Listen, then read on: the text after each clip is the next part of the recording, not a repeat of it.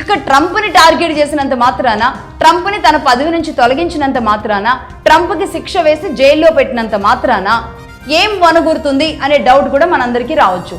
Yes, ఇక్కడ 80 ఏళ్లుగా, ఏడాది కాదు, 2 ఏళ్లు కాదు, 10 ఏళ్లు కాదు, 80 ఏళ్లుగా అమెరికాలో ఏ అధ్యక్షుడున్నా సరే ప్రతి దేశం మీద పడి పీక్కొని తింటున్న ఈ విధానం ఏదైతే ఉందో దానికి చెక్ పెట్టొచ్చు.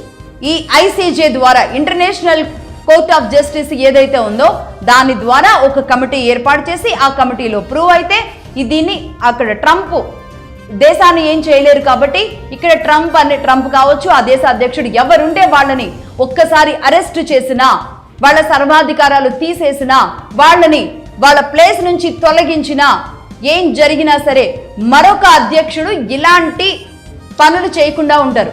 80 ఏళ్లుగా అమెరికా పెత్తనానికి, అమెరికా విచ్చలవిడితనానికి అధ్యక్షులకున్న సర్వాధికారాలే ఇక్కడ మూల కారణం. కాబట్టి సర్వాధికారాలు ఉన్నంత మాత్రాన అనేక దేశాల విషయానికి కత్తులు పట్టుకొని వెళ్ళిపోయి దేశాల్లో ఉన్న ప్రజల్ని, దేశాధ్యక్షుల్ని చంపుతాము అంటే దేశాలు ఊరుకోవు. 80 ఏళ్లుగా జరుగుతున్న దీనికి కనీసం ట్రంప్ రూపంలో అయినా ఇప్పుడైనా చెక్ పడింది అంటే గనక నెక్స్ట్ రాబోయే అధ్యక్షులు ఒళ్ళు దగ్గర పెట్టుకొని ఉంటారు.